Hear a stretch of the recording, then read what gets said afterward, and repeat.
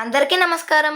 నేనేమి చిన్నారి కథల కన్నయ్యను. ఈరోజు నేను మీ అందరి ముందుకు ఒక ఆసక్తికరమైన మరియు ఆహ్లాదకరమైన కథతో వచ్చాను. ఈ కథ ఒక గొప్ప వానరరాజు కథ. అనగనగా ఒకానొక కాలంలో వారణాసిని బ్రహ్మదత్తుడనే రాజు పాలిస్తుండేవాడు. అదే సమయంలో గంగానది తీరంలో ఒక పెద్ద మామిడి చెట్టు ఉండేది. ఆ చెట్టుపై దాదాపు 80,000 కోతులు నివసించేవి. వాటికి ఒక గొప్ప నాయకుడు ఉండేవాడు. ఆయనే మహాకపి. ఆ చెట్టు మామిడి పండ్లు తేనె కంటే తీపిగా ఉండేవి. ఒకరోజు ఒక పండు నదిలో పడి కొట్టుకుంటూ వెళ్ళి ఒక జాలరి వలలో పడింది.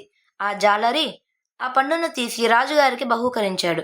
ఆ పండు తిన్న రాజు ఆశ్చర్యపోయి, ఇంతటి మధురమైన పండు ఎక్కడిదో తెలుసుకోవాలి అని తన సైన్యంతో కలిసి నది వెంబడి బయలుదేరాడు. చివరికి ఆ మామిడి చెట్టును, దానిపై ఉన్న కోతులను కనుగొన్నాడు. కోతులను చూసిన బ్రహ్మదత్త మహారాజు క్రూరంగా నవ్వి తన సైనికులతో ఇలా అన్నాడు: సైనికులారా, ఆ చెట్టును 4 వైపులా ముట్టడించండి. ఒక్క కోతి కూడా ప్రాణాలతో తప్పించుకోకూడదు. రేపు ఉదయాన్నే అన్నింటినీ వేటాడి చంపేయండి. ఈ పనులన్నీ నాకే దక్కాలి అని అన్నాడు. ఆ మాటలు విన్న కోతులు భయంతో వణికిపోతూ తమ రాజు దగ్గరకు పరిగెత్తాయి. రాజా, కాపాడండి! మానవ సైన్యం మనల్ని చంపడానికి చుట్టుముట్టింది. మనం ఇంకా బతకము రాజా, కాపాడండి అని అన్నాయి. అప్పుడు మహాకవి తన ప్రజలకు ధైర్యం చెప్తూ ఇలా అన్నాడు: నా ప్రియమైన ప్రజలారా, మీరెవ్వరూ భయపడకండి. మీ ప్రాణాలను కాపాడాల్సిన బాధ్యత నాది.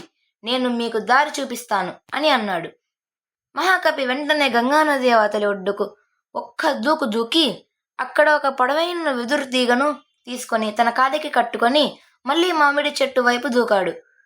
కానీ దూరాన్ని సరిగ్గా అంచనా వేయలేకపోవడంతో తీగ సరిపోలేదు. దాంతో తనే ఒక వంతెనలా మారాలని నిర్ణయించుకున్నాడు. చెట్టు కొమ్మను గట్టిగా చేతులతో పట్టుకొని శరీరాన్ని నదిపై వంతెనలా చాచాడు. అప్పుడు మహాకవి, త్వరగా రండి, నా వీపు మీద నుండి నది దాటి అవతలి ఒడ్డుకు వెళ్ళిపోండి, ఒక్కొక్కరుగా త్వరగా రండి అని అన్నాడు. 80,000 కోతులు మహాకవి వీపు మీద నుండి తొక్కుకుంటూ నది దాటాయి. ప్రతి అడుగుకి ఆయన శరీరం నలిగిపోతోంది, ప్రాణం పోతోంది. చివరిగా వచ్చిన ఒక దుష్టకోతి, దేవదత్తుడు అనే ఒక దుష్టకోతి, కావాలనే మహాకవి వీపుపై గట్టిగా దూకడంతో ఆయన వెన్నుపూస విరిగిపోయింది. మహాకవి నొప్పితో కింద పడిపోయాడు. ఇదంతా చూస్తున్న బ్రహ్మదత్తరాజు హృదయం కరిగిపోయింది. వెంటనే సైనికులను పంపి ఆ కోతుల రాజును కిందకి దించి శయ్యపై పడుకోబెట్టాడు. రాజు ఆశ్చర్యంతో మరియు గౌరవంతో ఇలా అడిగాడు: ఓ వానరరాజా, నీ ప్రజల కోసం నీ ప్రాణాలనే పణంగా పెట్టావు. వారు నీకేమవుతారు? నువ్వు వారికి ఏమవుతావు అని అడిగాడు. అప్పుడు మహాకవి ప్రాణాలు విడుస్తూ ఇలా అన్నాడు: మహారాజా, నేను వారికి రాజును మాత్రమే కాదు, వారి తండ్రిని కూడా. నా ప్రజలు నాపై నమ్మకంతో బతికారు. వారికి విముక్తి కలిగించడమే నా ధర్మం. నా శరీరం విరిగిపోవచ్చు, కానీ నా ఆత్మ ప్రశాంతంగా ఉంది. ఎందుకంటే నా బాధ్యతను నేను నెరవేర్చాను అని అన్నాడు. ఆ మాటలు చెప్పి మహాకవి కన్ను మూశాడు. ఒక రాజు అంటే అధికారం చలాయించడం కాదు, తన ప్రజల కోసం అవసరమైతే ప్రాణాలైనా త్యాగం చేయడమే నిజమైన రాజధర్మం అని బ్రహ్మదత్త రాజు ఆ కోతుల రాజును చూసి నేర్చుకున్నాడు.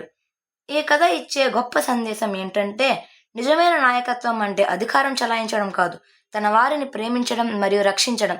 ఒక నిజమైన నాయకుడు తన స్వార్థం కంటే తనను నమ్ముకున్న వారి క్షేమానికి మొదటి ప్రాధాన్యత ఇస్తాడు. అందరికీ ధన్యవాదాలు.